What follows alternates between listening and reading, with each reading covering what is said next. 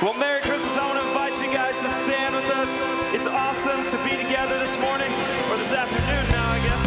We're going to start singing off a carol. So here we go, here we go. Joy to the world, the Lord is come. Let earth receive her King. Let every heart prepare him room. And heaven and nature sing. And heaven and nature sing. And heaven and nature sing.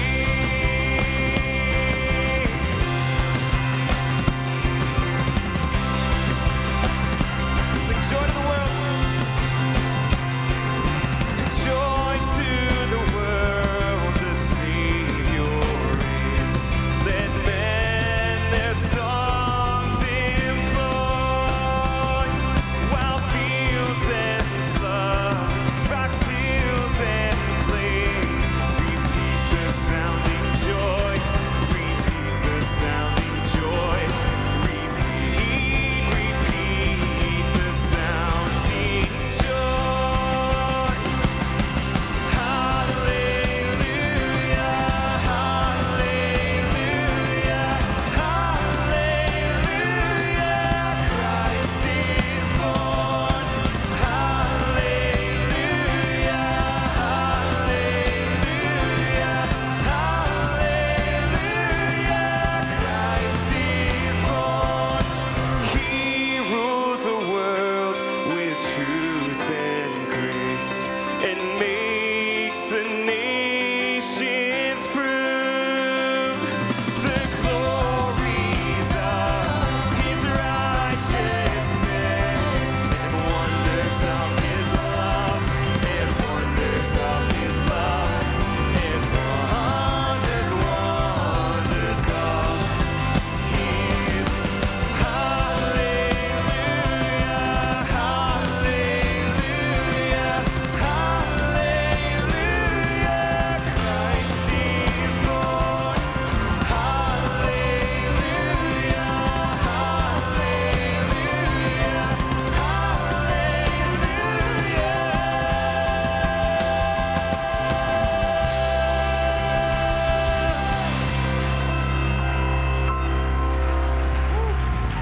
So good. Everybody, how you guys doing? You better be doing a little better than that. It's after that Christmas song. Eve. It's Christmas Eve. There it I'm is. so All right. glad to see everybody. My name's Jeremiah, one of the pastors around here. This is Jill Cascone, our campus director. Hello, welcome, everyone. Yeah, we just want to wish you an early Merry Christmas, Yeah, man. I'm It's excited. exciting. It is exciting. Absolutely. So welcome, you guys. Like Jeremiah said, we're so excited that you guys are taking time out of your busy schedules to join us for Christmas. So we don't take that lightly. We're super thankful that you're here. Just to give you a little snippet of who we are, we have 6 campuses across Metro Detroit and 1 in Traverse City. We meet here every Sunday, so come back. Yes. And just a little bit of who we are is we just truly, deeply love people. We believe family on mission here, and we know that every single person matters to God. So with that, we take a lot of time and invest into our communities, our local schools, and across the globe, really. So if you have any questions, if you're a first-time guest with us, we'd love to meet you up at the hub in the lobby. Come find us. Yeah, absolutely. We mean that. So, Yeah. in fact, when the hustle and bustle is done with Christmas, we want to invite you back December 30th.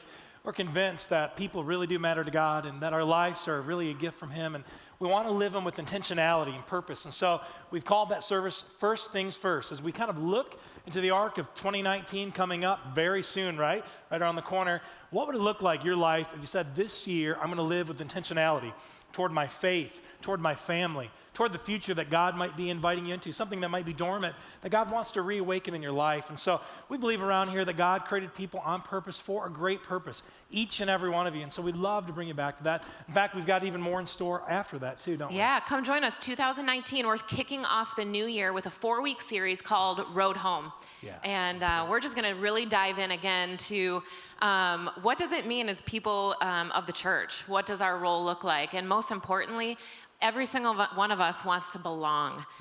We want to create a church where every single person feels welcomed and that we belong, and that even with our imperfections, right? Because every single one of us in this auditorium right now is not perfect.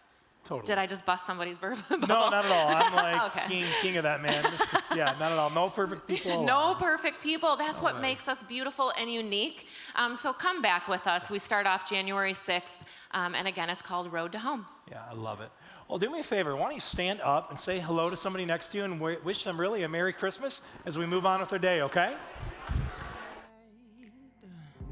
Holy night, Son of God, love's pure light, round a young virgin, mother and child, holy and feel so tender and mild, sleep in heavenly peace,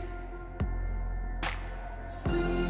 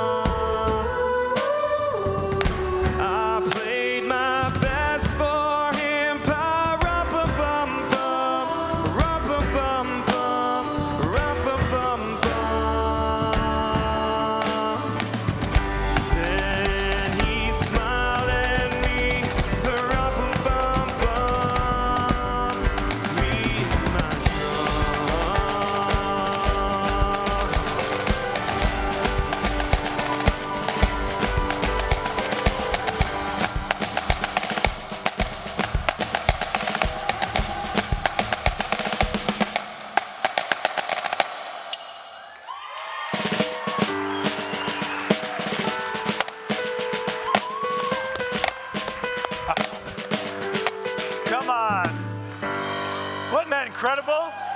Man, that was like big drummer, man. That was awesome. Love that. Well, Merry Christmas to everybody. And around here in this place, we like to do things big like that sometimes. A lot of fun, don't you think? Ton of fun. So, hey, at this moment, too, we're going to go ahead and invite our ushers forward to do offering because we've got an incredible arts moment at the end for you. I want to show you. And so as you do this, I want to let you know, we do a lot of big initiatives around this place. Like, I don't know if you knew this, but we had the opportunity to bring over to 500,000 people fresh water in Africa to the Pokot people, right? We've got school partnerships that people are getting, like Christmas gifts and things that you guys are fueling. There's an incredible kids ministry going on, weekend services like this. Nonstop stuff that's going on. So we just want to tell you thank you very much for those that have been generous. And really what you're doing now, even at this moment, it fuels what you're just experienced, what you're about to experience, and the things that are going on, not just here, but over there, all around the world. We find it a great privilege to be kind of connected to the work of God everywhere. And so we love that. And so thank you very much for doing that. So, well, I don't know about you, but have you ever gone overboard, or you went like too big, you went a little over the top, you took things too far? Have you ever done that? I have. And I remember this one time we were at this incredible restaurant, and it was a friend of mine's birthday, and we were excited, and I noticed they didn't have any birthday cake at all. And I thought, well, you can't do that. You can't have a birthday party, no birthday cake, right? And I went downstairs in the restaurant. They had 2 stories, and we're in the upper balcony part, and I saw this beautiful chocolate cake, right? And I thought, oh, my goodness. And I saw a price tag. It said 11 on it. I thought, $11 for that chocolate cake, that's a great deal. And I said, hey, all of us up there, we'll take that. If you could split it up and bring us a piece of cake. It's my buddy's birthday. And there's like 15 couples, so like 30 people. And I'm like, this is a killer deal. Great moment. So we get up there, everybody gets birthday cake, and the slices they brought were enormous. I thought, oh my gosh, how did they do this? It was like magic, that one cake, and they got these slices that big, right? And so we get the bill at the end of the thing, and all of a sudden, sure enough, it was $11 per slice of cake. So, well, I was like, happy birthday. My wife was underneath the table kicking me. She was like, Jeremiah, I hear all the syllables when I'm in trouble, right? And I looked at my buddy and I said, I can't afford all that. And I said, do you mind splitting? And he said, yeah, thanks for the birthday gift, right? Sometimes we just go big. Christmas is a lot like that. Don't you think in America? It's big. It's big. It just gets bigger. And you stop and think, so let me ask you a question. Raise your hands. How many of you, raise your hands, if you've been, right, you already rose your hand. You don't even know what I'm going to ask you. So raise your hand if you've been planning Christmas for the last 4 weeks, right? Get them up there. And keep them up if it's been the last 8 weeks. If you've been at Christmas planning the last 8 weeks, keep them up. Okay, wow. So what about the last 3 months? Keep them up high. Right? Oh my gosh, for the last 4 months, you've been at this. So got anybody the past 4 months? Don't be ashamed, raise it high. We've got a recovery group for you for Christmas addicts, so we'll introduce you to. But we go big at this place. We do in America. And so did you know the biggest snowman that was made? It was in Bethel, Maine. It was 122 feet tall. That's like 3 to 4 feet shorter than the Statue of Liberty, and it only took 13 million pounds of snow, by the way, right? Or did you know the biggest secret Santa to take place was in Lexington, Kentucky? It was 1,400 students from 6 area schools came together in one spot with staff to do that. It's crazy. Or do you know how many lights that were put on a house in 2014 in the state of New York?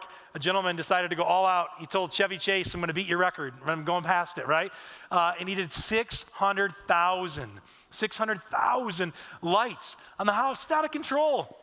He justified it. They were LED, and this is what the news article said. It was only $260 for the season for the electric bill. So I don't know, maybe it was justified, but we just go big. And I think the reason we do, I really do, I think the reason all of us do is because there's something significant and magical about this time of the year.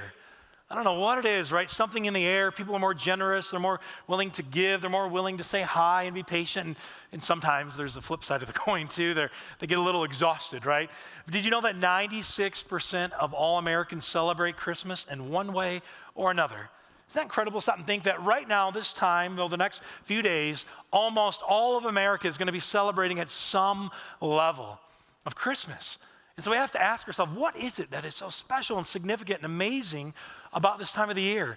And the crazy part is we can get so big because we know there's something magical. We know there's something special about this time of the year. And so we want it to last longer. And so we go bigger and better and over the top. And in doing so, more cookies and more, shopping and more parties and more gatherings and more and more and more. And we find ourselves exhausted And in the middle of it all, we can get so busy with this, we can actually miss Christmas. Have you ever felt like that?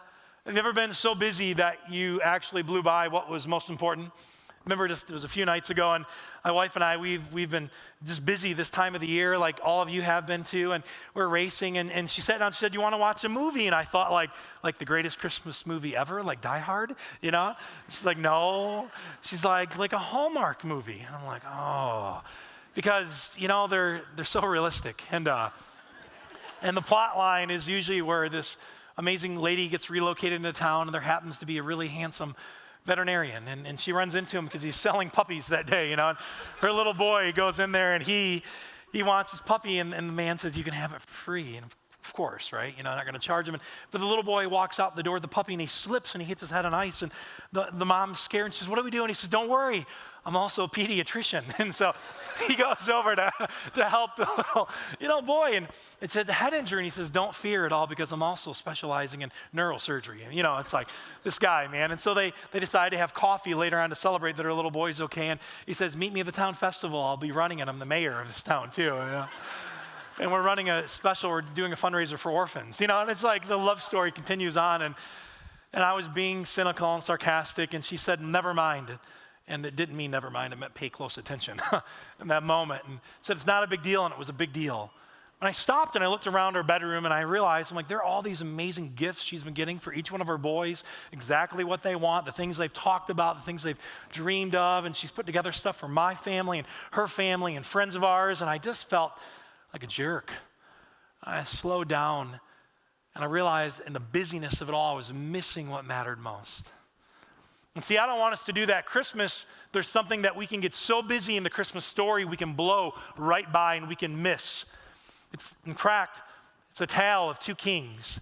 There's one kingdom, kind of like what I described, where it's all about me. It's a kingdom of me. It's a kingdom of building something for me and myself and being the most important person in the room. And there's this other king that comes in named Jesus.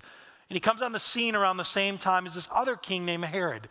And these competing kingdoms we see enter at the same time. And I think it's not by accident. I think it's the juxtaposition of it is incredible.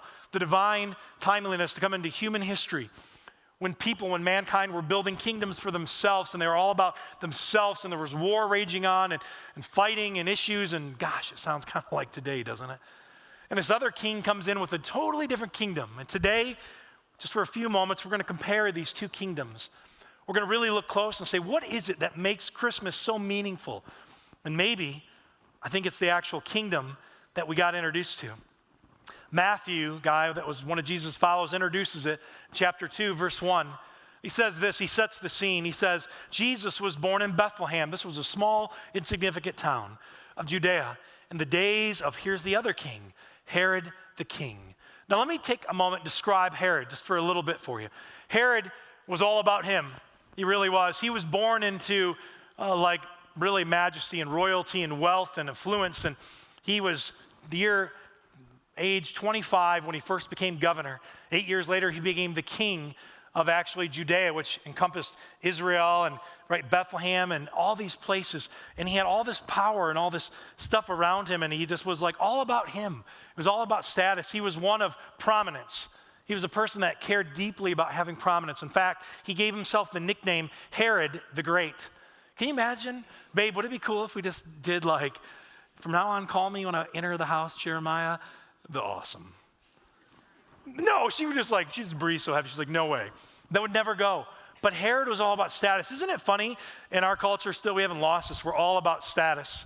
We really are. When somebody introduces you at a party or they see you, they say, hey, what's your name and what do you do for a living? They're really saying, what is your status and where do you live? What is your social influence, social equity value, right? They're asking this thing. And Herod was this, but that's kind of part of this kingdom he's part of. And really, he's not far from us. We often are building that similar kind of kingdom.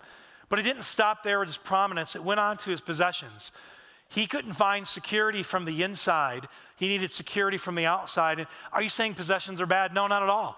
A great home is cool. Having a nice vehicle is awesome. Snowmobiles, a second home, whatever. But it's when it begins to rule over you, right? Have you ever known those people where their possessions are more important than the people around them?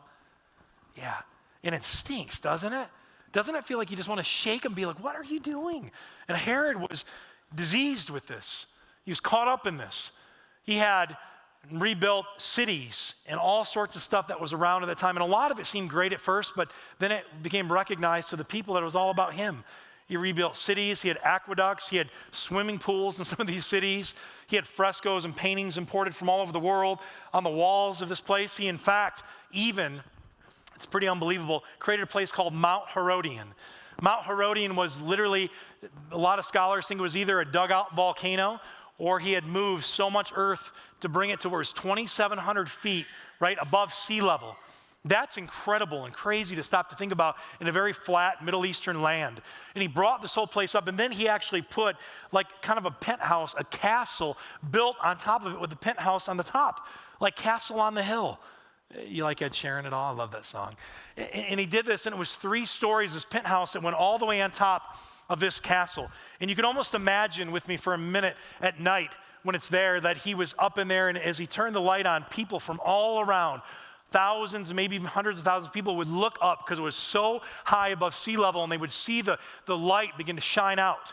And they would thought, that's Herod, and he loved that. You can imagine this guy getting this fuel of prominence and the possessions that he had, people taking notice of him, the notoriety filled with the pride of life inside of him. This is what mattered most to him. In fact, they even said that on part of this, in one of the temples he rebuilt, he covered it in solid gold, that in the morning when the sun would rise, if you were to look right upon it, that it gleamed back so hard, glaring so much that you had to look away as if you were looking in the sun, and people would say, Herod did that. And Herod's kingdom was all about him. So it mattered. His possessions were to reflect on his greatness and nobody else's.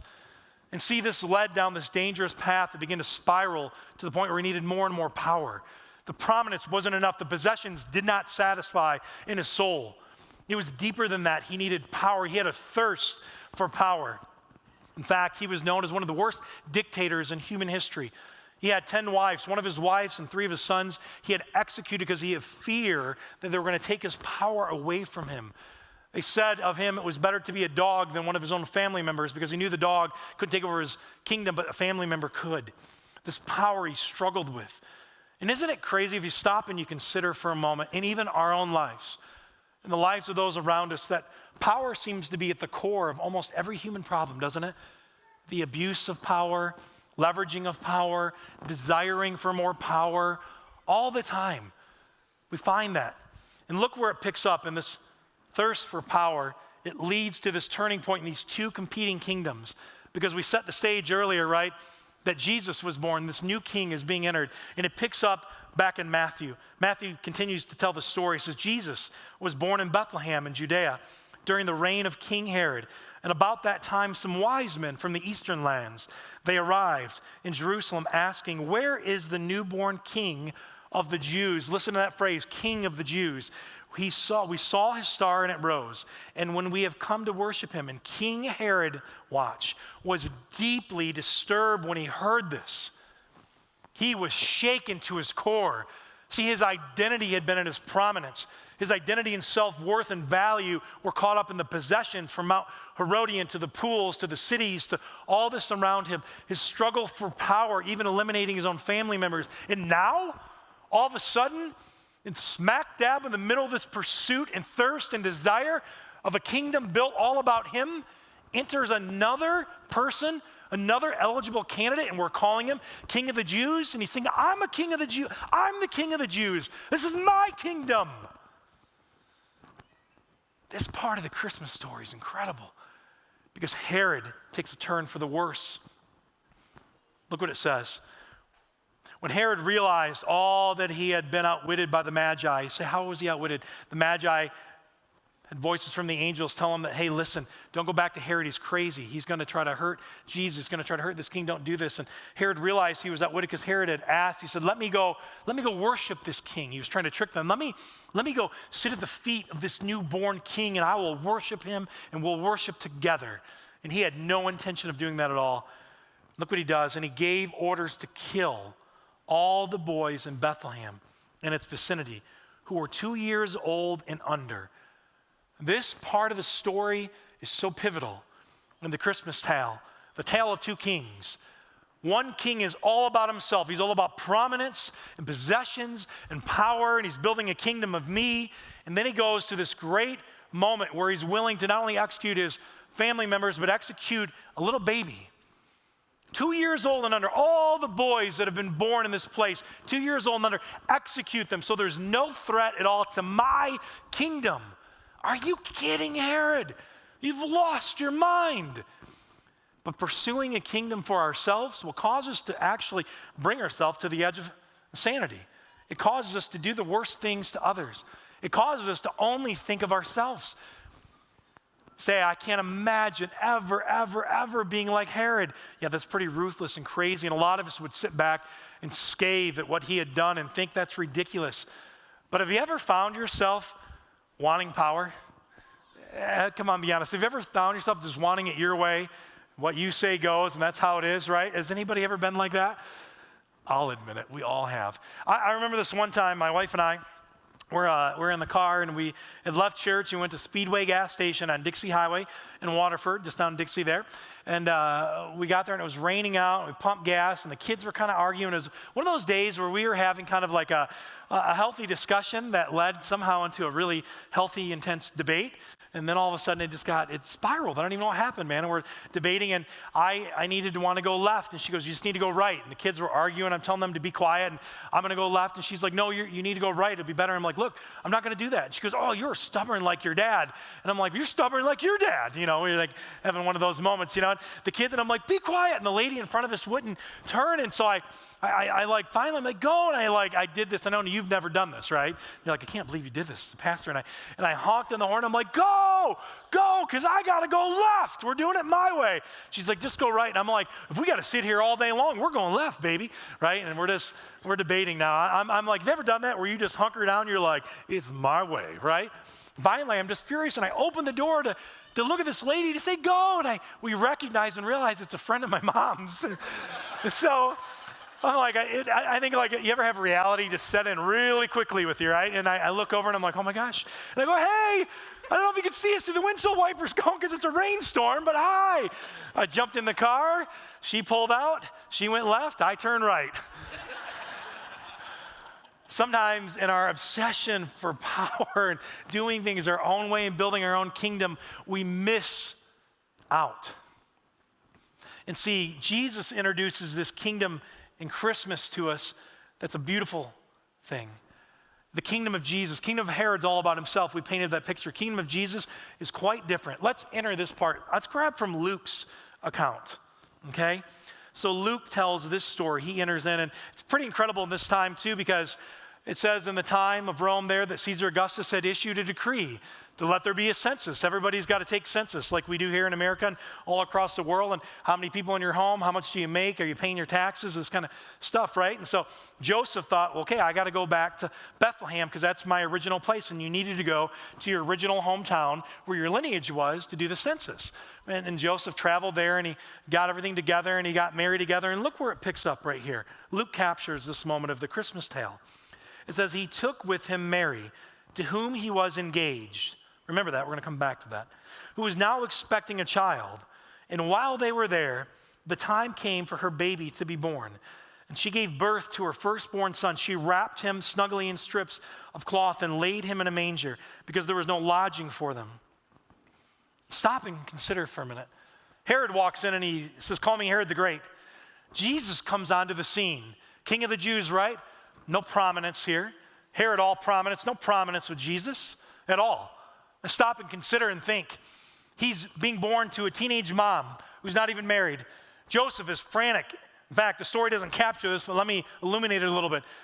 They're engaged. They're not married. You weren't supposed to have kids before you're married, especially in this male-driven culture back in Judeo, this thing back here in Jewish culture. That was not cool at all. You didn't do that. And they have no lodging, nowhere to go. Joseph's thinking, I'd be better off to divorce this person. I can't stay with her. This is a shame to me, to her. And there's no lodging. Obviously, he has no wealth.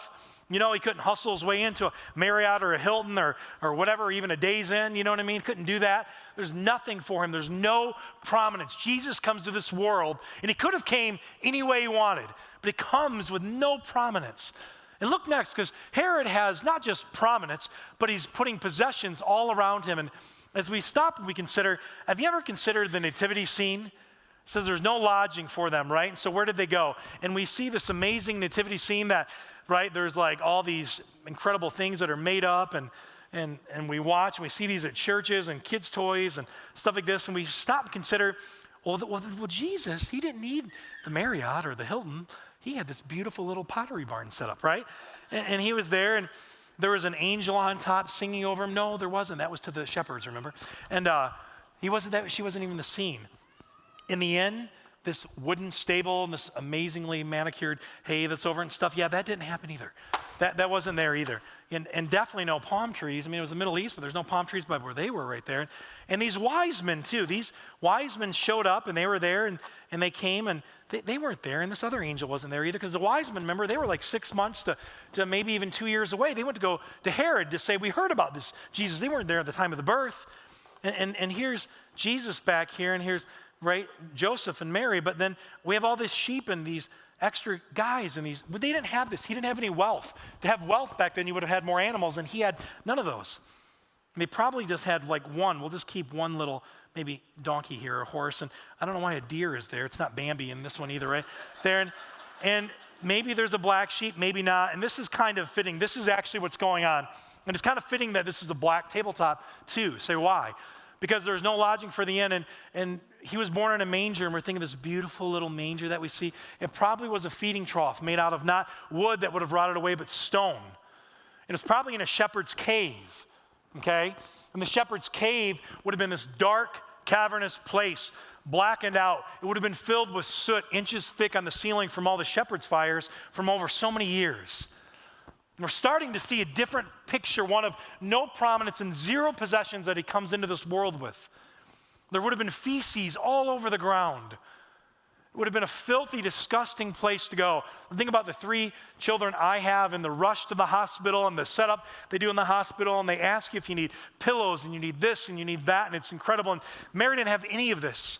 She's already in shame and full of guilt that she's pregnant. Joseph's furious with her. How did you get pregnant? It wasn't for me. I got to go back for the census. We have no money, no room, no anything. This is what Jesus is coming into. He's bringing in a kingdom that looks totally different from what Herod's all about him, but Jesus is entering this different way. In a dark cave.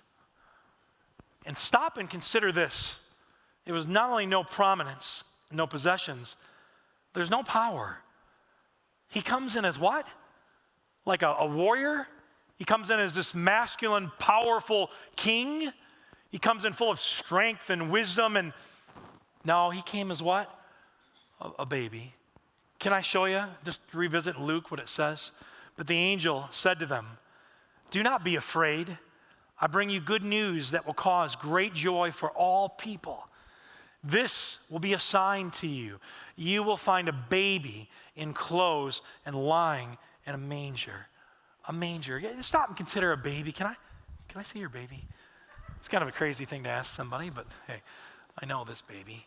What's up? You even got swaddling clothes on. His name's Pete. I think he's a pretty good filling baby Jesus, don't you? And here he is. No power. He has no power to do anything. He can't pay an electric bill. He can't pay any bill for that matter. He creates a lot of waste all the time, like 10 to 15 diapers a day, right? He can't do anything. And Jesus decides, hey, how am I going to come in as a king?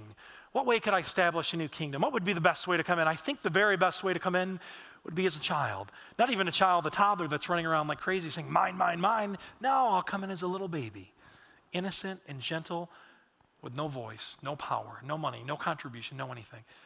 But yet this is how we celebrate Christmas over this. No power, except the power of the rumble in your bum. I just felt a little bit. I'm going to give you back to your mom, buddy. Thank you. Stop and consider and think about, this is so crazy.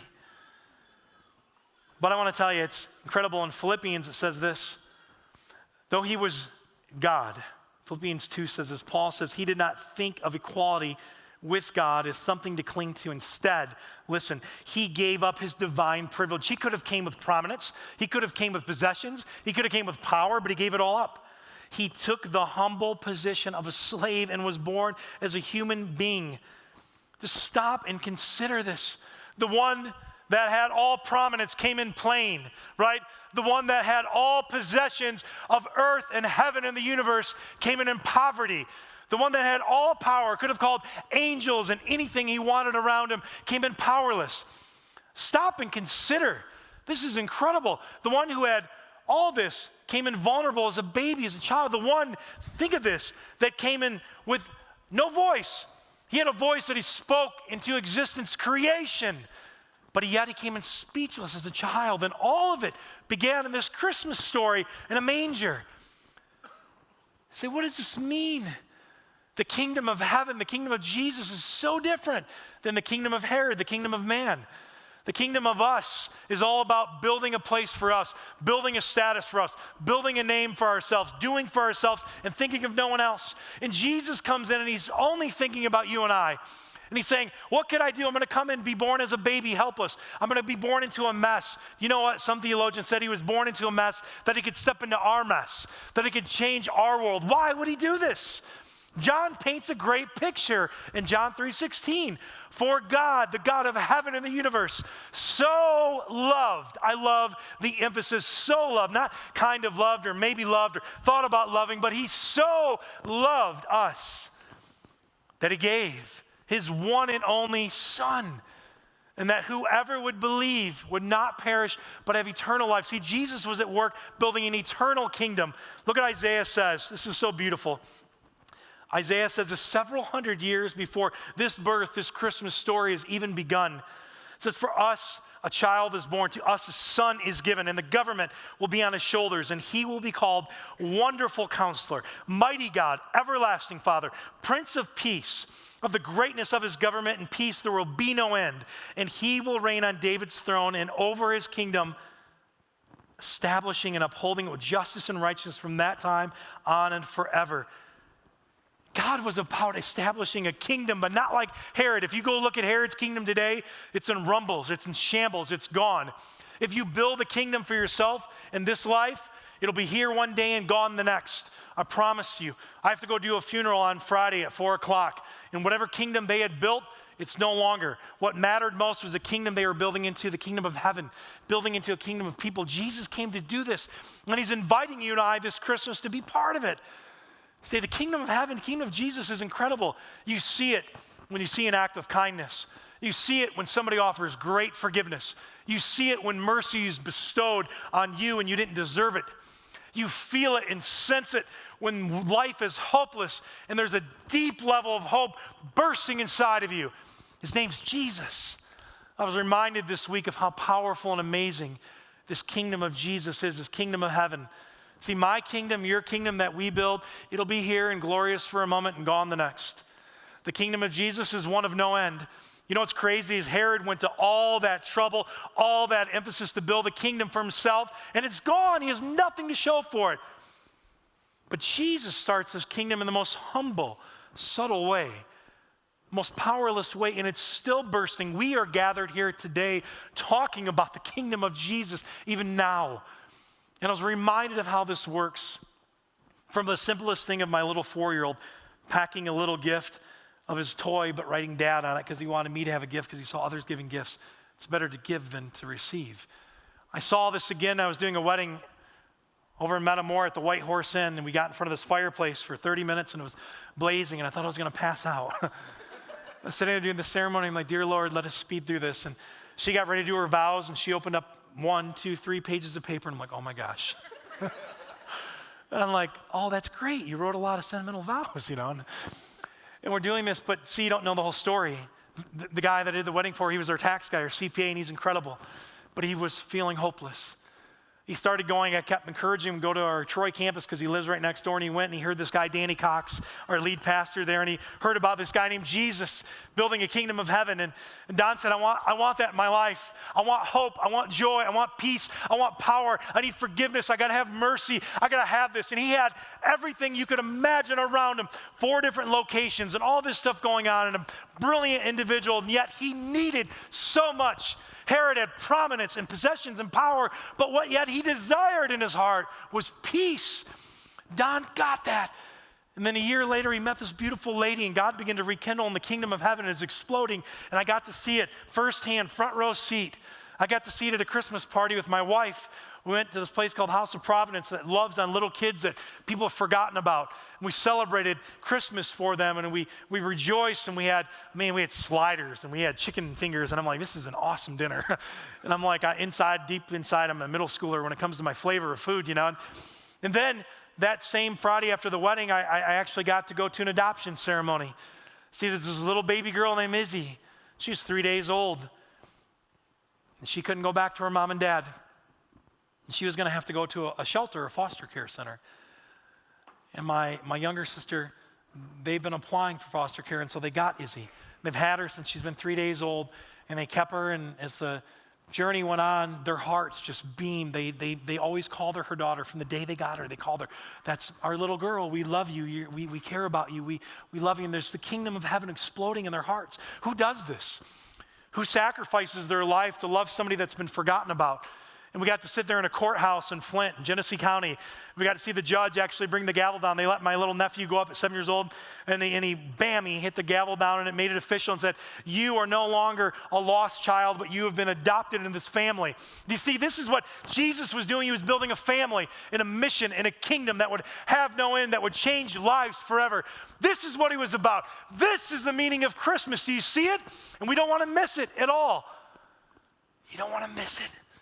And I thought to myself, this is the kingdom that I want to be part of.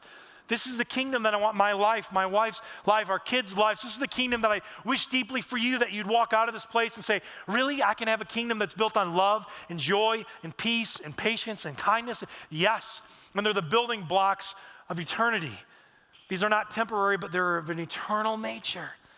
And the beautiful part is Jesus, he says, anybody that's got heavy burdens, anybody that's having a difficult time, anybody that's lost hope, anybody that feels imperfect, anybody that suffers with depression, anybody that's given up, anybody that's life's a mess, anybody at all, he says, come to me. He says, I'll give you rest, and I'll give you new life, and I'll give you joy, and I'll give you things. I'll give you a Christmas experience and a present that you could have never imagined. And he said, I can't afford that. I'm unworthy. And he says, yes, you are. You are so worthy, so deserving, and such need of this that I left heaven, came to earth in the craziest way possible that I could grasp your attention. That's what he did. That's the meaning of Christmas. And for a moment, we want to pause. And I want you to re-listen and rehear and re-see and re-feel this story. I want you to stop and consider the words that will be narrated and said. And I want you to understand, encapsulated in this story is so much more. It's the story of the kingdom of heaven, the kingdom of Jesus. It's a tale of two kings. It's a Christmas experience that we're celebrating 2,000 years later. Why? Because it was a kingdom of no end. And it's one that if you let into your life, it'll explode with joy and love and peace and a power you've never imagined. It's a kingdom meant for you. It's a kingdom designed for you to be part of. It's a kingdom that had the king of the universe that left heaven, left his throne, and came in the most humble way possible for you. Listen closely and watch with your eyes and let your heart be opened to a king that came for you.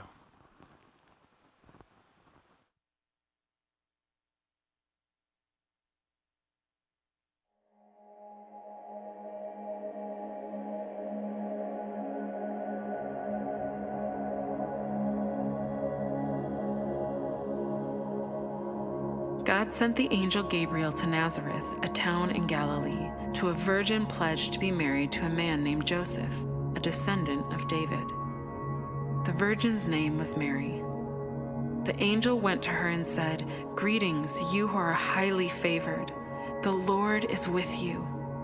Mary was greatly troubled at his words and wondered what kind of greeting this might be.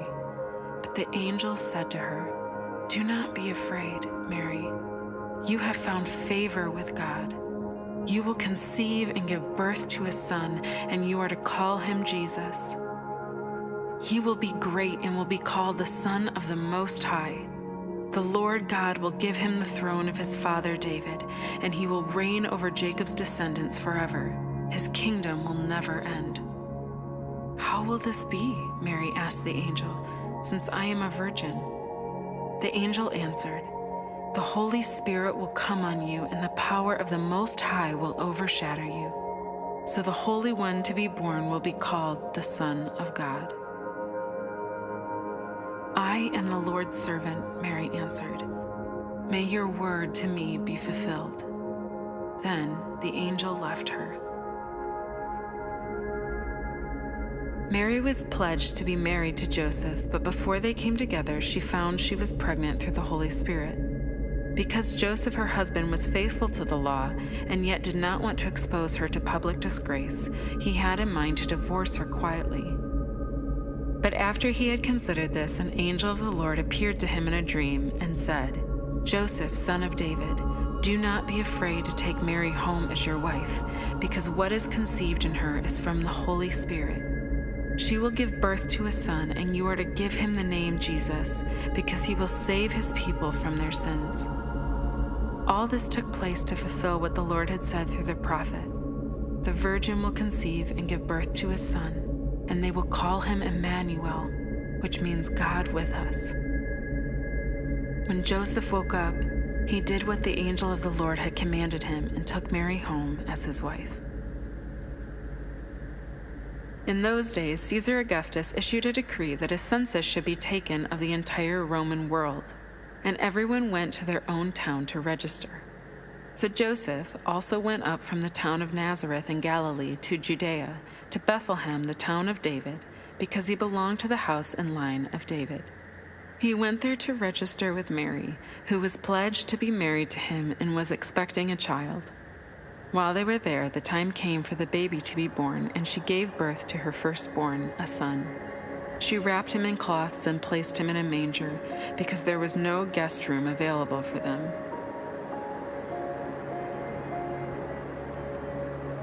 And there were shepherds living out in the fields nearby, keeping watch over their flocks at night. An angel of the Lord appeared to them, and the glory of the Lord shone around them, and they were terrified. But the angel said to them, "Do not be afraid. I bring you good news that will cause great joy for all people. Today in the town of David, a Savior has been born to you. He is the Messiah, the Lord. This will be a sign to you. You will find the baby wrapped in cloths and lying in a manger." Suddenly, a great company of the heavenly hosts appeared with the angel, praising God and saying, "Glory to God in the highest, and on earth peace to those on whom his favor rests."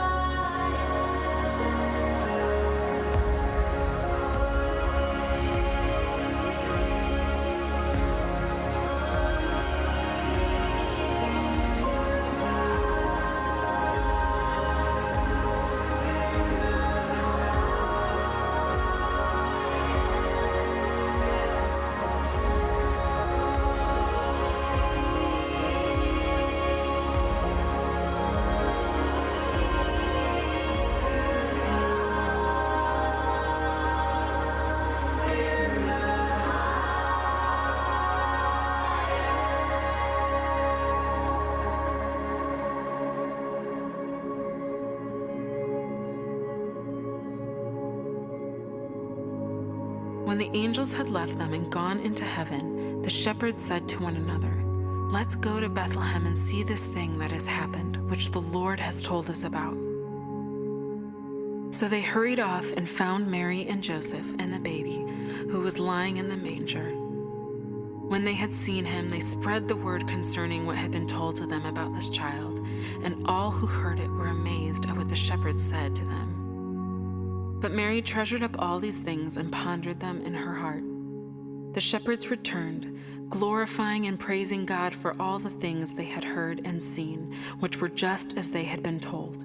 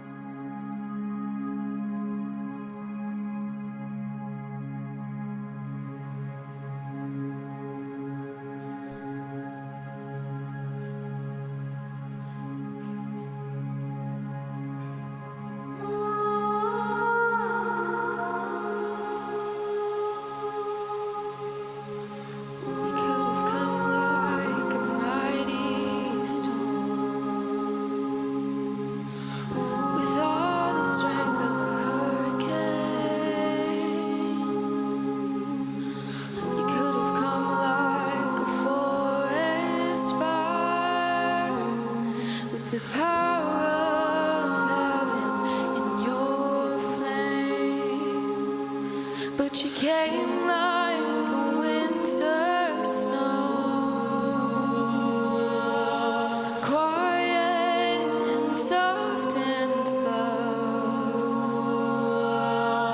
falling from the sky in the night to the earth below.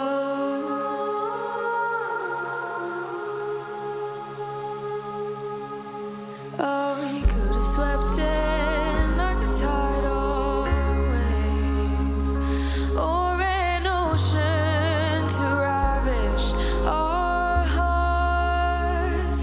You could have come through like a roaring flood to wipe away the things we've scarred, but you came like winter snow, quiet and soft and slow, falling from the sky in the night to the earth below.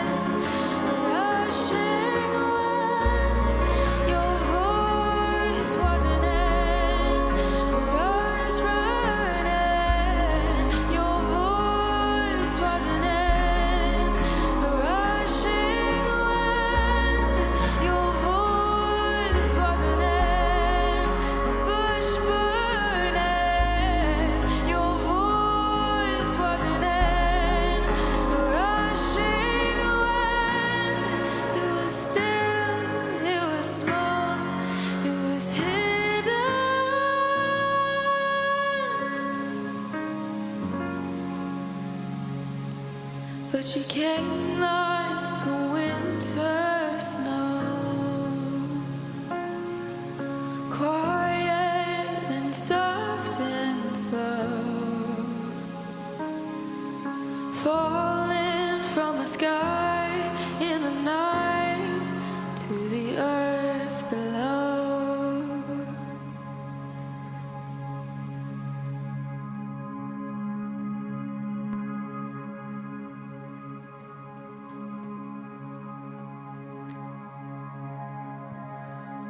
Hark the herald angels sing, glory to the newborn King.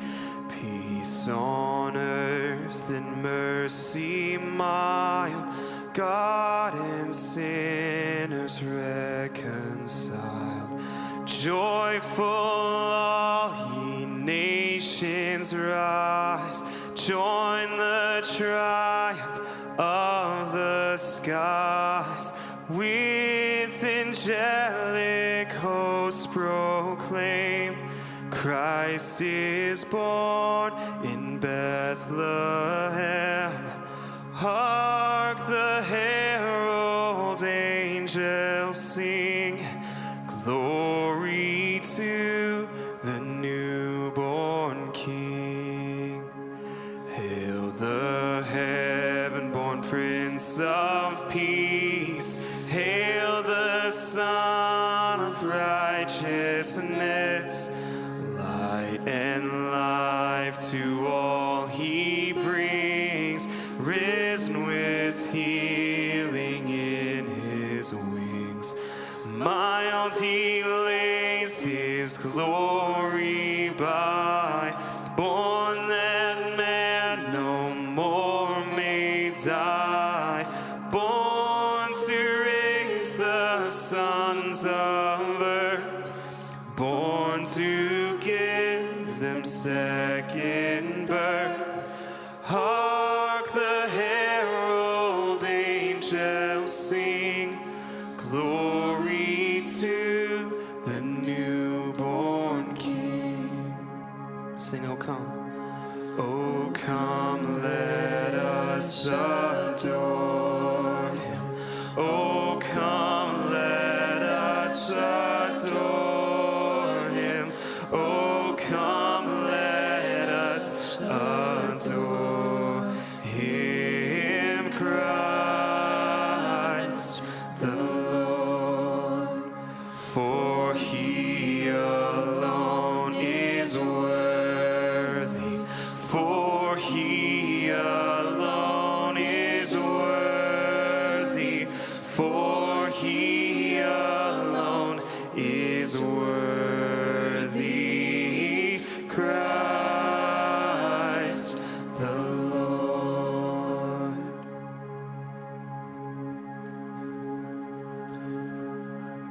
It's incredible to think that on a dark night, on a day that we now celebrate Christmas, the light of the world entered. And from it, we find a love that we are so undeserving of, but is given so graciously to you and I. We find life, and new hope in this baby we found in a manger named Jesus. And we find liberty and freedom the way that we can never experience. As we bring this light close to us, we blow out the candle.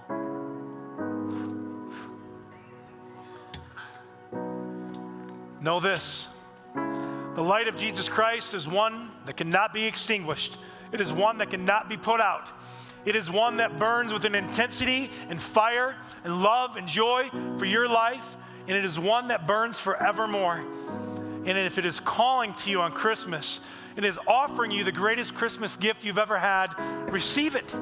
Don't push back on it, receive it, and let that light come into your life and change it forever. And as we continue to sing and worship, oh, let us adore him. Know this, we even have the chance to love him first because he first loved us. And so with one voice, from one heart, let us sing together now.